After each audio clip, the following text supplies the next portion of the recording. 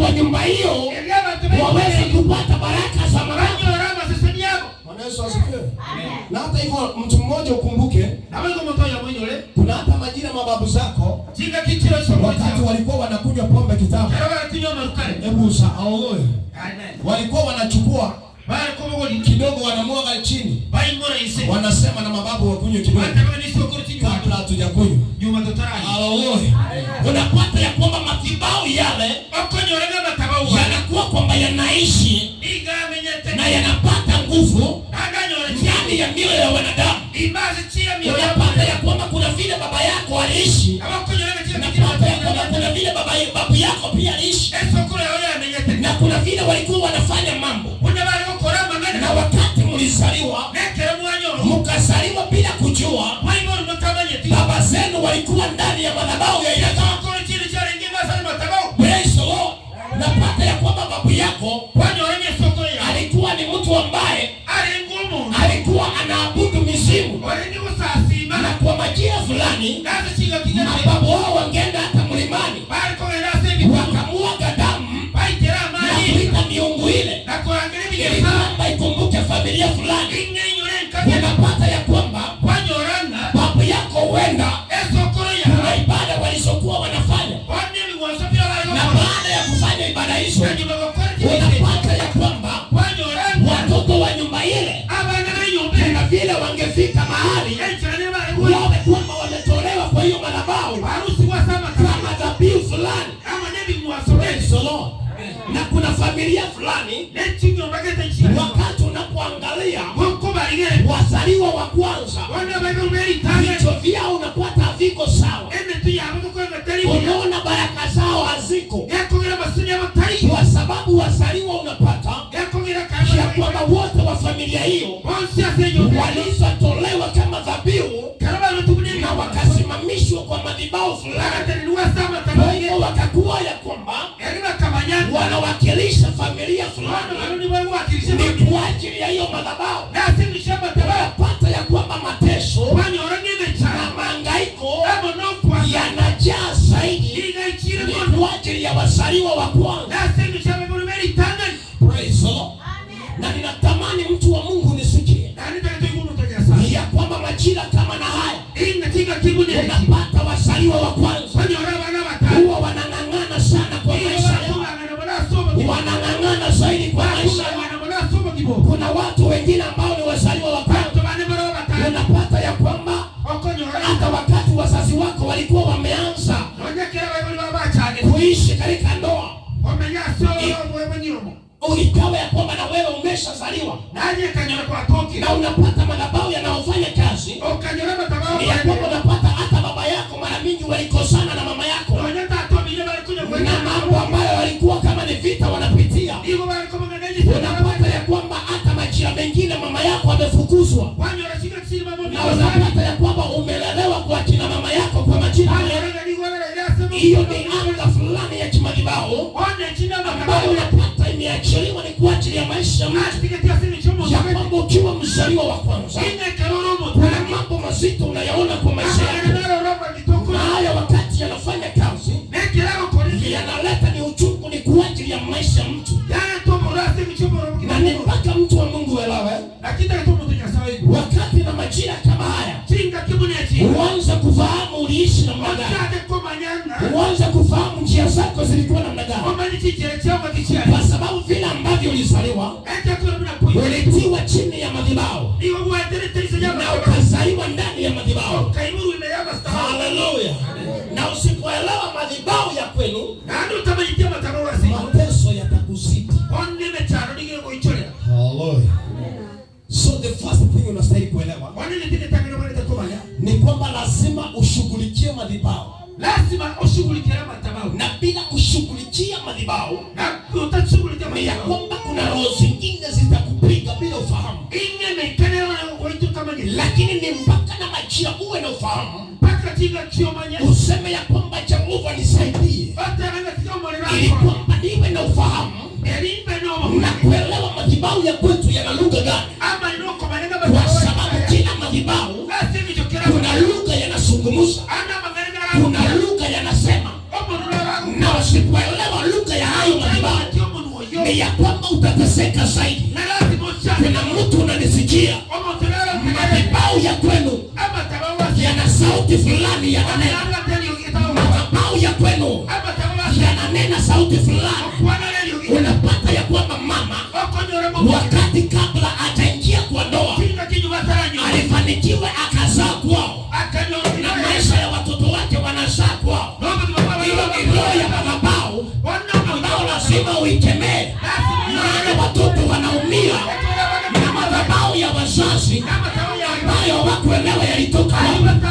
Ninatamani ninene na mtu, je, madhabahu ya kwenu yanasema nini? Na upande hasira moja useme, Mungu anisaidie, madhabahu ya kwetu yasiwe na uwezo na mamlaka kinyume na maisha yangu. Maana mamlaka yakiwa nayo, nasema yakiwa na mamlaka, kuna vitu yatanyamazisha kwa maisha yetu. Na mimi nimekuja ninene na wewe mtu wa Mungu. Je, madhabahu ya kwenu yananena nini? Kwa sababu kuna familia ambazo ziko na madhabahu ya talaka. Haleluya. Unapata mtu anaingia kwa ndoa, lakini kwa sababu madhabahu ya talaka yake, unapata hiyo roho imeshuka juu yake. Hata ukiwa kwenye ndoa, mambo yanaanza kuharibika, mambo yanaanza kubomoka, watoto wanaanza kufukuzwa, unaanza kuondolewa kwa ndoa. Ndio maana nimekuja niseme na wewe, je, madhabahu ya kwenu, je, madhabahu ya kwenu yananena sauti gani? Kuna mtu ambaye unanisikia, huenda madhabahu ya nyumba yenu yananena umasikini, huenda madhabahu ya kwenu yananena mambo mabaya. Nimekuja leo nitabiri kwa jina la Yesu, kila madhabahu yaliyo na sauti ya kinyume ya kwamba Jehova akaing'oe kwa jina la Yesu. Ninasema kila madhabahu yaliyo na sauti ya kinyume, Jehova akaing'oe kwa jina la Yesu. Ninataka unisikie mtu wa Mungu, kuna watu wamezaliwa ndani ya madhabahu ambayo yana premature death, yana premature death, yana abantu babo kumapema. Praise the Lord. Vifo za mapema kwa familia. Unapata ya kwamba kuna miaka watu wa kwenu hawawezi zidi. Haleluya. Wengine kuna watu ambao katika familia zao, katika nyumba zao, hapa ibo rubeli tanga ni bosupi. Haleluya. Ambao uzaliwa kwa hiyo familia inajulikana ya kwamba lazima wafe. Kama niseme na mtu, yani lazima wafe. Ndio wengine waendelee kuzaliwa. Kwa maana unapata ya kwamba ni madhabahu yamejengwa kwa nyumba hiyo, na sauti yao inasema wazaliwa wote wa kwanza wapate kukufa. Na unapata ya kwamba kila mtu kwa hiyo familia, wazaliwa wa kwanza wote unapata lazima wafe, na wakifa wengine wanaendelea kuishi. Nikakuja niseme na mtu mmoja ya kwamba elewa sauti ya madhabahu ya kwenu. Watu wa Mungu wameteseka, ni maana wachaelewa. Nimekuja niseme na wewe, ndio upate kusuluhisha shida, ndio upate kusuluhisha shida. Lazima uelewe mizizi ya hiyo shida. Lazima umanye endeli yo bakomu. Uwezi suluhisha shida kama haujaelewa mizizi ya hiyo shida ni nini. Bwana Yesu asifiwe.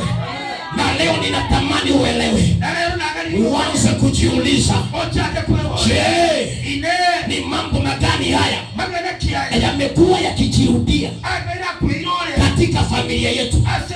Unapata kuna familia ambayo inafika mwezi fulani lazima vitu fulani zitendeke. Unapata kuna familia kila Disemba lazima wasije watu aidha wawili ama mmoja. Kila Disemba lazima mtu akufe ambaye ni wa familia hiyo. Hiyo ni roho ya madhabahu ambayo lazima uelewe sauti yao inasema nini. Kwa maana kama utaelewa sauti yao inasema nini, utapata mapito yako ni magumu na anga yako inakutesha. Haleluya. Bwana Yesu asifiwe. Nikusie mtu kwa ujasiri muulize, je, Madhabahu ya kwenu yananena sauti.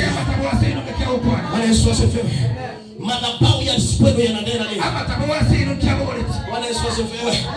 Haleluya. Kwa maana usipofahamu madhabahu ya kwenu yananena nini, kuna mateso utayapitia. Kuna mateso utayapitia. Mengine hautaelewa yanatoka wapi, yanaenda wapi. Natizama Biblia inasema katika kitabu cha Lamentation, haleluya, chapter number 5 verse number 7. Haleluya. Bwana Yesu asifiwe. Lamentation chapter 5 verse number 7. Haleluya. Mtu mmoja wa Mungu afungue kwa bidii kwa jina la Yesu. Chapter 5 verse number 7. Inasema nini? Ukipata soma kwa bidii mtu mmoja. Yes, yes. Baba zetu walipenda dhambi. Haleluya. Alafu nini inafanyika? Hata hawako. Na leo mbaya. Na sisi tumechukua maovu yao. Sema ishindwe. Sema ishindwe. Mimi sitataka kuchukua laana za baba yangu. Ninakataa, sitachukua laana za mama yangu. Natamani ungerudia hiyo maneno. Sema ninakataa. Sitachukua. I will never partake.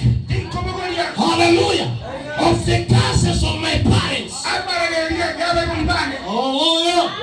I will never partake of the curses of my grandparents. Hallelujah. Kuna vitu mababu zako walitenda na leo hawako. Na neno linasema ya kwamba mizigo hiyo yao tumebeba. Sema ninakataa kubeba mzigo usio wangu. Sema ninakataa kubeba mzigo usio wangu. Kwenye tato mino sinye tuenyo. Na yule to sinyo. Kwenye tato mino kwetu motaka. Ote to ku motaka. Sema ninakataa hiyo. Bwana Yesu asifiwe. Hao. Mimi ninakataa. Sitaishi vile waliishi. Bwana Yesu asifiwe. Mpaka uelewe sauti ya madhabahu. Mpaka uelewe sauti ya madhabahu. Haleluya. Ya kwamba usipoelewa sauti ya madhabahu, madhabahu yatakutesa. Bwana Yesu asifiwe. Nataka ushike kitu kimoja. Laana huenda mpaka kizazi cha 4. Haleluya. Laana huenda mpaka kizazi cha 4. Na baraka za Mungu uishi milele. Mtu mmoja mpe Yesu sadaka nzuri ya makofi. Kitabu cha Exodus, kitabu cha Kutoka, chapter number 20 verse number 5 to 6. Baba lazima ufanye haraka kidogo. Ni wewe nategemea. Kama ukuje ukaa hapa kama ndio soma. Exodus 20:5 to 6. Ine. Thank you. Omonto yo. Tata vetiere.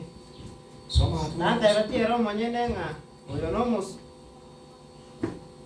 Baba. Mtu mmoja asome tafadhali kwa Kiswahili, soma tu. Exodus 5:6. Soma kwa bidii. Exodus chapter 20 verse 5 to 6. Chapter 25:6. Hapo tunaanza hizi mia na nyingine. Nasema yes. Usifi. Haya. Wana yale tu. 5:6. Tu maisha kusas. Juga karasa.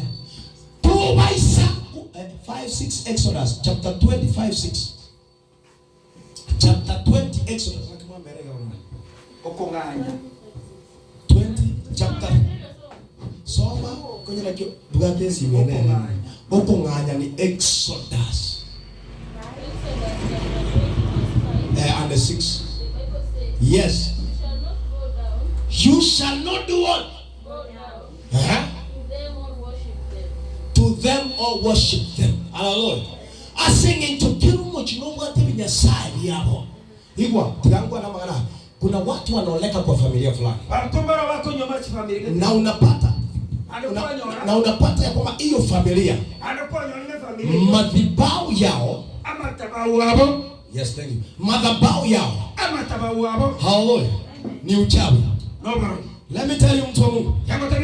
Ikiwa utaoleka kwa hiyo familia. Inye kora nyoma ze familia. Na ukatae kupewa roho ya uchawi. Anakuwa ngiko nyoromo. Huwezi ishi kwa hiyo familia. Toko manyase familia. Unanisikia mtu wa Mungu? Ngiko tomo tunyasa. Na ninaamini watu wa Mungu mnamshaona hii kifanyika. Kuna familia unapata mtu ameoleka.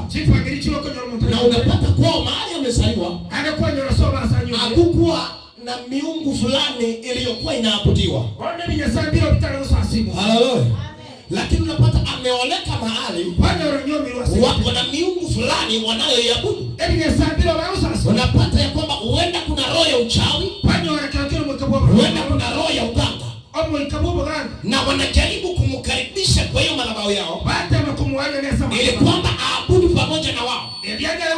Na huyu mtu unapata anakataa, na akikataa anaitwa mbaya. Wanamwekelea maneno, wanasema huyu anatembea nje ya ndoa, wanasema huyu hasai, wanasema huyu ndio muamuna, wanasema huyu ni mbradi. Na mtu ananisikia? Unatafutiwa makosa. Yaani kwa nini ilikuwa makosa? Unatolewa kwa ndoa. Kwa sababu umekataa kukubaliana na madhabahu yao. Nasema Yesu atusaidie. Nasema Yesu atusaidie. Bwana Yesu asifiwe. Hebu tuanze kusoma. You shall not go down to them or worship them. For I, the Lord your God, I'm jealous. I'm jealous God. Punishing the children for the sin of the parents. Punishing the children for the sin of the parents. Yesu apeso. He will punish. Mungu anasema atalaani, atatesa watoto wetu kwa ajili ya dhambi za wazazi wao. Kwa hivyo wenda kuna mtu ananisikiza anateseka kwa sababu ya dhambi za wazazi wao. Si mtu mmoja mdogo unanisikia na uko na wazazi na useme Mungu anisaidie. Ngoja manyasa tokonya. Nyasa tokonya. Hallelujah. Because abo muntu naro toge tensenga chwa na Melkisedek ni arebe kututamanya tiesa isarenge na ngina. Akoro ku Melkisedek. Muntu naro nga Melkisedek insa ukaba itingi na sala na isa sala. Bwana anole wenye. Tegerera. Sikiliza mtu wa Mungu. Hallelujah. Kwa hiyo Biblia inasema kuna vitu wazazi walifanya na Mungu aziachilizi kapita kule. Nataka niongee msinipige mawe. Ikiwa baba yako ama mama yako kuna mahali alimwaga damu, ikiwa kuna mahali alimwaga damu, aidha kwa kupenda ama kutopenda, akachukua upanga kwa kupenda ama kutopenda, akagonga mtu, damu ikamwagika, na hicho kizazi lazima kishuke kwa watoto wao. Kwa maana kitu kimoja ambacho Mungu anaheshimu zaidi ni kitu kinaitwa damu. Bwana Yesu asifiwe. Damu. Maana damu imebeba kizazi. Ikiwa utamwaga ana innocent blood, Bwana Yesu asifiwe. Ukimwaga innocent blood, Genesis chapter 9 verse 5. Ukimwaga innocent blood, hallelujah, hiyo damu lazima ikuite. Lazima manyinga yako. Lazima ikuite. Lazima akorange. So kuna damu ambazo wazazi wetu waimuaga. Iga manyinga nara bado. Unapata zinaita watoto wao. Okonyo rabika akorange bana babo. Hao. Umefika pale baba? Hebu soma chapter 9 verse 5 Genesis. Soma. Amaene amanyinga obogima bwaino ninyaganie na ngakanwe korwa ase kera enyipi ninyaganie na korwa ase kera omonto oyo goita oyo mwabo ninyaganie. Soma pia tata. Korwa ase kera omonto goita oyo mwabo kutoka kwa kila mtu hawamienza. Korwa ase kera omonto goita oyo mwabo Mungu ataitisha hiyo damu. Nyasaye nana ni amanyinga yo. Mwaigora makanai. Wako alinde shukuru ukarutengu. Kwa mistake ukapo monta maino. Akatamuta. Watuira matenzi. Unatafuta. Manyinga irasi mwaka. Unatafuta. Sini damu. Tani manyinga. Mungu amesema atafanya nini? Nyasaye atabire kaki. Tusome hiyo Biblia kwa bidii. Tufungue pale. Genesis chapter 9 verse number 5. Tuanze sasa yere bobe.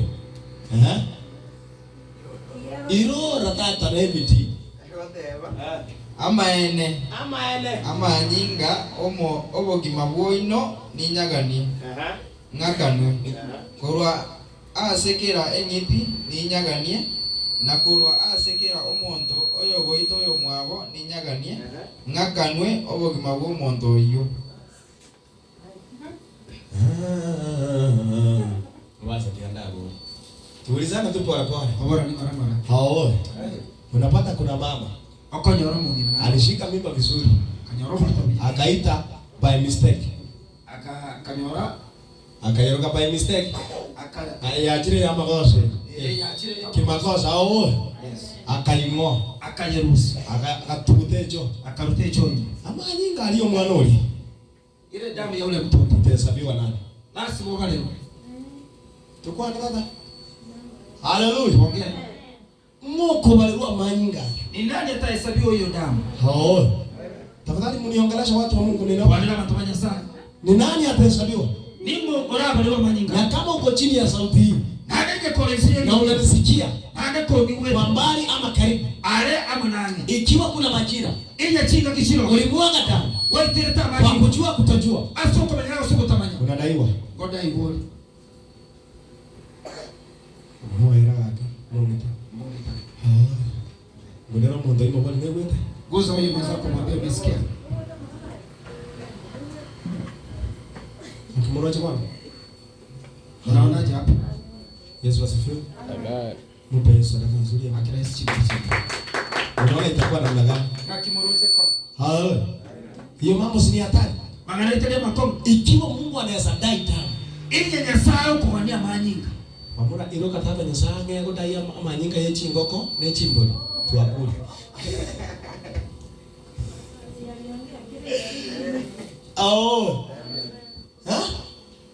Bwana Yesu asifiwe. Wacha Mungu atusaidie. Gango nyasaye atakoa. Sema Mungu atusaidie. Ema nyasaye atakoa. So sema tukwambie, sema Bwana atusaidie. Ema mwana atakoa. Hao. Na kwa hivyo kitu kimoja uelewe. Gona ndege teke tangani. Na nikupe mfano kamilifu kwenye neno. Ade mkomo buye kana umuikero waseni. Kuna mambo yalifanyika kwa Abraham. Anana na koleta sa Abraham. Hao. Na yakafanyika kwa mtoto wake Isaac. Hanga akoleta somo ano yuko pisa. Yakafanyika kwa mjukuu wake. Akoleta na somo chokoro. Bwana Yesu asifiwe. Ama kwa wajukuu wake. Usasa abachukuru baye. Aya wanaitwa nani? Akiba kuruko. Jacob na nani? Na Esau. Hao. Kuna mambo yanafanyika au karaka ni esebiare, nebiare. Magana na gokoreka na sebiare nebiare. Bwana Yesu asifiwe. Mfano, Omubekana. Abraham. Hao. Neno linasema Abraham. Magana ni nalego tabana Abraham. Wakati mmoja Chinga kichimo. amemuoa Sara. Ekera munyombere Sara. Na akiwa amemuoa Sara, Ekera munyombere Sara. ikawa ya kwamba wameishi kwa muda fulani. Ekabanga bakamenya chinga kigeni. Na huyu Sara kwa maisha yake. Neno linasema akachelewa kuzaa mwana, ama katika hali ya kuzaa mwana akachelewa, kumaanisha utasa ukawa mwingi. Bwana Yesu asifiwe. Na wakati unapoangalia maisha ya mtoto wake, Bwana Yesu asifiwe, ambaye anaitwa Isaac, unapata Isaac, kuna majira Rebeka anachelewa kuzaa mtoto kwa sababu sauti iliyokuwa inafanya kazi katika maisha ya baba yake Abraham ilikuwa ni roho ya kuchelewa kuzaa, na unapata naye pia anachelewa kuzaa. Bwana Yesu asifiwe. Na kwa hivyo unapata ya kwamba kuna watu walio chini ya sauti hii wanachelewa mambo fulani kwa sababu wazazi walichelewa kwa hayo mambo. Si Mungu atusaidie. Tunachelewa kwa sababu wazazi wetu walichelewa.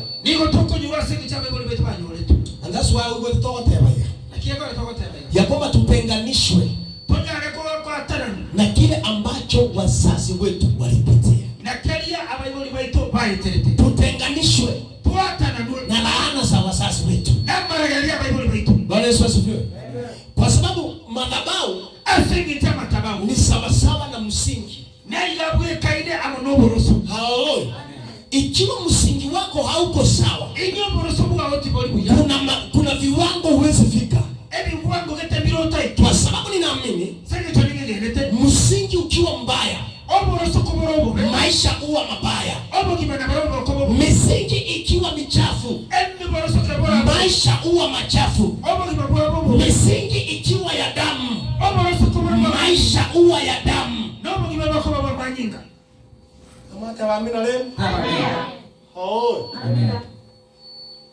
Biblia inauliza kitabu cha Zaburi, sura ya 11 mstari ni wa 3. Zaburi 11:3. Zaburi 11:3. Zaburi 11:3.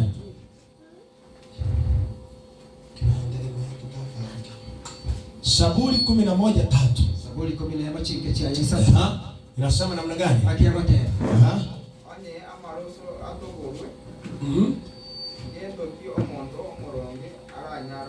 Je, misingi itakapotikisika, wenye haki watafanya nini? Bwana Yesu asifiwe.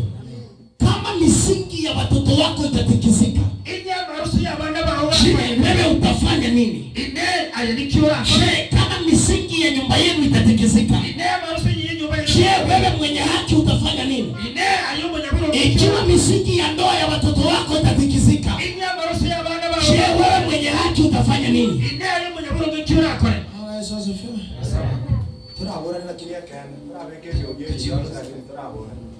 Ekena maroso y'abana bawo yenyuomo yabo irasareka ingiorako. Tubora ni abantu banyasara, tubora ni. Erabo boroso yenyuomo yabo mbonyegerigwe ingiorako. Bwana Yesu asifiwe. Na kwa hivyo misingi amaroso wakati inapojengwa kitu kimoja tuelewe, msingi haukuangi na sura mzuri. Msingi haukuangi na sura mzuri. Haleluya. Hata ndoa mzuri leo unaiona, misingi yake si mizuri. Maana msingi hata katika kujenga nyumba, msingi ndio kwa plasta. Karanga ya ndabanya saa umusingi noro kwa ajua kwa plasta. Kuna misingi inajengwa, wanaweka mawe mbaya mbaya lakini ngumu msito. Mawe mbaya mbaya lakini ngumu na msito, ambayo inashika ayua kubuata. Hiyo msingi inakaa na inatulia. Bwana Yesu asifiwe. Na leo niambie watu wa Mungu, ukiweka msingi na kuujenga, na kuagacha kwa kuharakisha aso kwanyereri kwenda juu kwagenda igoro. hiyo nyumba Yesu yenda mbali. Nyombe itali kwagenda hali. Umesikia vile nimesema? Mungu tunataka kwa nini? Ukijenga msingi wako Rora gacho burusubu ama wa jambo lolote, aselingana lile ukiwa na mbio, pole bwangu ukiwa na haraka, pole bwangu bila kutumia muda wako vizuri, otaire kichinga kichia obia, basi huo msingi ono burusubu uwezi ukabeba maisha yako kwa muda mrefu. boko bogole bogi mabwa hawasi chinga kichitambe. Yesu asifiwe. Isaba kusana Karo. Kuulirizwa. Ali asole huo. Asoburo so mulikuwa agache wikana bono ule muaga. Wale metemu wabule. Asenga tiuko agache uboroso. Michano ya ngose yayo. Emenga zaidi. Bwana Yesu asifiwe. Kuna watu wanakaa kwa ndoa. batobora bameta senyo Katika hali ya kutengeneza misingi ya hiyo ndoa. asenjeri yo korosubu Inakuwa ni uchungu na usuni. yabo bororobo Inakuwa ni kilio na kukataliwa. yabo korerano no kwangwa, Lakini majira utakapomaliza kujenga msingi, lakini chinga kiora korwa mambo yanaanza kuwa mazuri. amangaracha akakoba Baada ya kujenga msingi, nyuma yo korosubu kujenga kwenda juu ni salama. wakati kuchingole kwa babuya. Nikawa nawapatia mfano, nikawaambia Kabako babo bweka nako batabika pale Dubai ali Dubai kuna nyumba kubwa sana, chinyumba chino chino ile mrefu kabisa Dubai. chitambe mono Tukifuata historia yake, otokoli ile historia ya unapata ya kwamba wakati walikuwa wanajenga msingi ekero walikuwa gacho wa hiyo nyumba, ase chinyumba hicho walichukua 6 years ku lay foundation. niko baiti miaka 6 kororoso boroso. Haleluya. Miaka 6 nebere. Miaka 6 kujenga nini? Oboroso Msingi. miaka 6 kwa gacho boroso. Baadaye kwenda juu, Nyuma ya leo chingoro wakatumia miaka 4 kutengeneza kwenda juu. bagatumike miaka 4 kwa gacho. Kwa hivyo unapoangalia, Bono go korigere walichukua muda mrefu sana baile tichinga kichintambe kutengeneza msingi koroso boroso kuliko kutengeneza kuja juu. kobuwa koroso chingoro. Na kwa hivyo nimekuja nikueleze, Asibo na chiro kwa chukua muda wako mzuri, ila chinga kichia tengeneza utu wako wa ndani, Rosio mwenye watu wao tengeneza moyo wako Rosio moyo kuliko vile unaonekana nje. kwa kuna kora kana isipo. Mungu tumekuwa. Aoi. Amen. Kusoma na utokora kana tomesa tena mle. Tunaonekana vizuri. Lakini imeyaito bado Lakini toraros. hatujakuwa vizuri. Aoi. Amen. Aoi. Msingi Oboroso huwa haina sura mzuri. Bobuwa Yesu mlendia. Aoi. Lakini baada ya kumaliza msingi, Lakini nyuma yako Rosio maisha yanaanza kupendeza. opo kibabwacha Kuna akagogo. mtu unanisikia leo, Watu nalo niwete. huenda vile maisha yako yalivyo Abeku ya karo kibabwacha. ni msingi unatengeneza. Oboroso korwa. Unatengenezea watoto wako, Wakorosa ya bana. unatengenezea wajukuu wako, Wakorosa ya bachukuro. unatengenezea vitukuu na vilembe na vilembekeza wako. Bichokoro byao. Enjera nero ole nime singi okorose liyo ruiboro ruwa. Unaachia huko na ni msingi unatengenezea watoto wako. Bwana Yesu asifiwe. Niguzie mtu mwambie remerelia. Kuna mtu matabi anayevumilia. Muguze mwambie remerelia. Mwambie vumilia. Nane bibi biroro matai remerelia. Na ikiwa machungu mwambie vumilia. Taino boroso tokwa acha. Mwambie ni msingi tunatengeneza. Hallelujah. Bwana Yesu asifiwe. Kwa hivyo nilianzia kwa kusema ya kwamba lazima uelewe msingi wa kweli unasema nini. Lazima umanye umusingi urosobwa sino makiboko. Kama hautaelewa msingi wa kweli unasema nini, inye toko manyobo urosobwa sino kiboko kwana, basi mateso yatakusumbua, one mechano pakego na chande, utakosa ufahamu, ande bakoburu mabani, na maisha yako hayatakuwa mazuri. hapo kimabwa watu wakaburu. Nataka nitoe mfano wa nyumba ya Daudi. Takata kuru mbeka na nyumba ya Daudi. Nataka nitoe mfano wa nyumba ya Daudi. Na kuru mbeka na nyumba ya Daudi. Na Biblia inasema ya kwamba na malikawa tabana Daudi akiwa anaendelea kuwa mfalme, kale atakoba muruti, ikawa siku moja ikabali tukeli akatamani mke wa mtu mmoja, akagadia mukabandi. Bwana Yesu asifiwe. Na neno linasema malikawa tabana siku moja zili tukelimo, Bathsheba akiwa anaoga. Bathsheba ni galenge mwesibi. Haleluya. Mfalme Daudi akiwa juu ya nyumba, Daudi omuruoti nigarije ngo akamwona Bathsheba akioga. akamwona Bathsheba Anasema naye akafurahishwa naye. Malikao tabaneleka kwa kikundi. Na kwa hivyo majira moja, abantu chika kichimu. ikawa ya kwamba Kabanga amefurahishwa naye na akataka kuchukua yeye kuwa mke wake. Akagao kikundela atakanga mwele kama mkali. Bwana Yesu asifiwe. Na kwa hivyo kitu ilifanyika, ikawa Israeli inapigana na Wafilisti. Na ikiwa wanapigana na Wafilisti, neno linasema ya kwamba akafurahishwa ya kwamba yule mume wa Bathsheba aende awekwe mbele ya vita, ili kwamba katika vita apate kupigwa na uwawe, ili baada ya kufa apate nafasi ya kuchukua huyu mume. Na neno linasema kwa mawazo hayo akafanikiwa. Haleluya. Kwa mawazo hayo yake akafanikiwa kufanya hivyo. Na baada ya kufanikiwa kufanya hivyo, neno linasema akachukua yule mama. Na wakati alipomchukua akakuwa mke wake. Na baada ya kuwa mke wake, nganje teka nisagete etabu ati omushuba. Aya. Neno nayo. Nayo. Oh konya Simama juu kidogo. Nakusema nayo. Simama juu. And then msota utalafu mkuje kwa church. Nenda hiyo tu. Mkonya ndio. Tuendelee. Kora ino shughuli ngeke tokereke kwa basumbu ana twanya bosigino emite tarabu hata sasa sifa ngati mara moja umalize si ndio alafu tuendelee. Sasa sikia Bwana tegera engakiria ama wakati ule chinga kichiria mfalme amemchukua yule mama Mwaruoti mwingine amekuwa mke wake abaye mkali. Neno linasema Malikao tena wakafanikiwa Bono bakari wakazaa mtoto akanyoro mwana.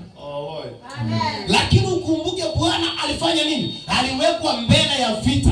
Lakini nyorango mwako ya betu na yeye akamalizwa. Nere agaitwa. Natamani niseme hii. Taka kukuwa nayo. Huyu mama Bathsheba, Bongino ya Bathsheba akiwa mke wa huyu mzee. Tare mkombo wako huyu. Na mfalme amemuita. Nomo rotoborange Na ameingia kwa nyumba ile. Na ndio sasa amekuwa mke wake. Waile mokale mpaka wamependana. Mpaka waachane. Lakini hakumwambia mume wake. Kama tumbo wako. Nimekuja niseme hii. Na kile tabega. Kumbe wa mama walioleta kwenye ndoa wanaweza sababisha bwana zao wauae bila wao kujua. Na baba yake kama makubwa anapata maji. Mmoja waamini na neno na haleluya. Maana kama Bathsheba inye mle Bathsheba angefanya moyo wake uwe mgumu kidogo. Inye kole akamwambia hapana haitawezekana. Hapo tete konyalika. Bwana yake angeuawa. Moyo wako hatari kupwa. Lakini moyo wako tamala. Kakionyo ndi umukungu ya kale. Awaone. Kaki kango musacho naikao. Lakini bona akamwanjira bagasobo iri no muruoti. Ekera bagendera. Omuruoti akaliye njira gupunguza stress tacha konyo. Esenye njoanchiro musubati. Agateba nigo muga netimuire bono. Lakini atagumu gako yo andabe kumushu bwesegi. Hakwe tingana ligo tana agakwa. Ekera akwa umukungulia kanyora bano libaga ira lyaka bale moko muruoti. Basi. Yesu asifiwe. Amen. Mungu wetu atusaidie. Asante tutokonya. Wakati ule jinga kichiria neno linasema wakafanikiwa. Malikao tabanga bona baka wakazaa mtoto. Bakanyoro mwana. Na neno linasema malikao tena wakati ule mtoto ameendelea kukua. Mwana alikaenda tako ikafika majira. Ikachinga mtoto akagonjeka. Mwana akarwara. Haleluya. Na wakati mtoto amegonjeka, nekero mwana arwara, mfalme akajinyima asikule wala asinywe. Muruoti akeli na tali na kunywa. Neno linasema akafalia magunia, malikao tabaka chini akaanza kuomba, acha akagosa akililia Mungu, komolera Nyasaye, kumwambia Mungu, nisaidie mtoto wangu, konyo mwana awe hai asikufe. Abueleta kwa neno linasema malikao tabaka Nyasaye ametama sabana hata likoigwa. Haleluya. Basi wanaona Nyasaye aliyogaraki alikoigwa. Neno linasema malikao tabaka mtoto yule akakufa. Mwana yule akafa. Haleluya. Kilichozaliwa kwa dhambi lazima kife. Nasema kilichozaliwa kwa dhambi lazima kife. Mbele sana nzuri ya makofi. Amen. Sema kilichozaliwa kwa dhambi lazima kife. Na kwa hivyo yule mtoto akakufa. Siko mwana ule akakufa. Haleluya. Lakini kabla ya mtoto kukufa, lakini yule mwana atarakwa, mfalme Omuruti akakujiwa na nabii wa Mungu ambaye aliyetumwa na Mungu. Nabii akakuja akampea mfano. Akamwambia kulikuwa na mtu mmoja ambaye aliyekuwa tajiri sana. Bwana Yesu asifiwe. Kulikuwa na mtu mmoja ambaye aliyekuwa tajiri sana. Na huyu mtu alikuwa na mifugo. Alikuwa na minyama mingi. Na siku moja wageni wakamtembelea. Wakati wageni walimtembelea, akiwa yeye na mifugo mingi, kwa sababu pia wageni wamemtembelea, kulikuwa na maskini mmoja aliyekuwa na kondoo mmoja. Huyu tajiri, wakati wageni wamemtembelea, akaenda kwa ule maskini, akachukua ule kondoo wa maskini, akakuja akachinjia wageni, wakakula. Na kwa hivyo yule nabii akamuuliza, je, mfalme, ingekuwa vile wewe ni mfalme na ulikuwa ukate kesi, ungekata kesi kwa huyu tajiri namna gani? Mfalme akasema huyu tajiri huyu anastahili auawe, kwa sababu ngekugera. Kwa nini? Akwenda kurumu tako bwate mpulia yemo. Aenda kunyang'anya achikonyanyera bageni. Aenda kuchinjia wageni. Na ande na bwate chimpuli chinyinge bwana.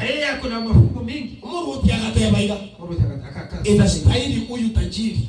Atakayeiro mtu huyo auawe. Aitwakwe. Kamwangalie kwa macho. Kamwangalie sama hizo. Huyo mtu ni wewe. Huyo mtu ni wewe. Mtu inaye. Maana ulienda ukachukua mke. Wache tu kabolie kwa baadhi ambaye alikuwa tu na mke mmoja tu.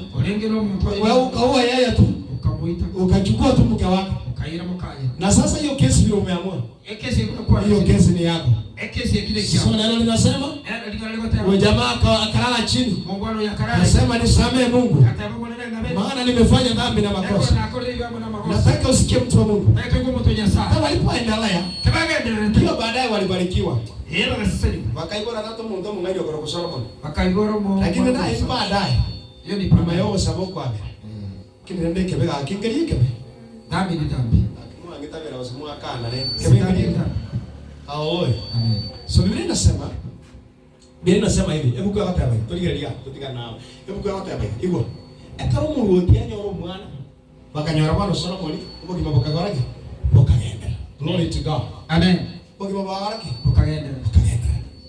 Lakini kuna kitu kimoja ninataka uelewe.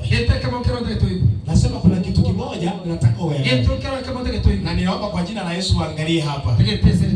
Nataka uelewe kitu kimoja. Kwamba hata baada ya hivyo, haleluya. Mfalme alifanikiwa akazaa watoto. Haleluya. Lakini baada ya kuzaa watoto, alizaa watoto fulani wanaitwa Amnon na Tamari. Akanyora bana watu bako kwa Amnon na Tamari. Haleluya. Amen. Wakiwa wanaendelea kukua watu wakubwa. Wakaenda kukina. Ikafika siku moja, ikalitu kelimo. Huyu jamaa mmoja anaitwa Amnon, akapenda dada yake. Akaacha msumati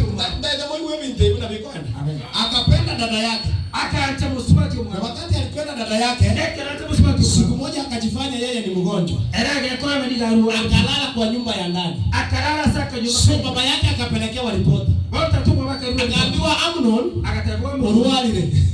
Aoya. Na mfalme akakuja kuona mtoto wake.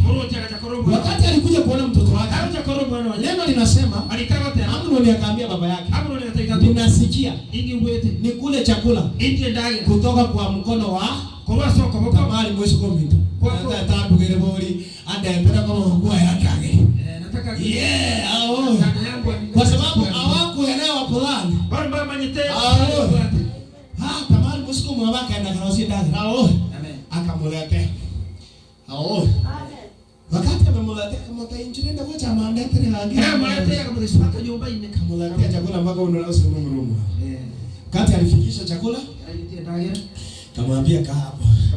Kakaa kwa kitanda yake. Kaanza kumwekea ndani. Ile ndako lake. Anakulia. Akatema ya temo siku mtoje na abati. Kamwe. Awe. Amen. Bakatinga nesigin rosi. Nugu nesigin rosi. Tinga na nikoteba akamutamole sigati. Haleluya. Haleluya. Amen. Na baadaye itakuwa hivyo. Ande Tegera. Ngayubo mebugarwa. Iko gaki ngayubo mebugarwa. ubaya umetokea wapi? Ngaliendagera. Ngayubo mebugarwa.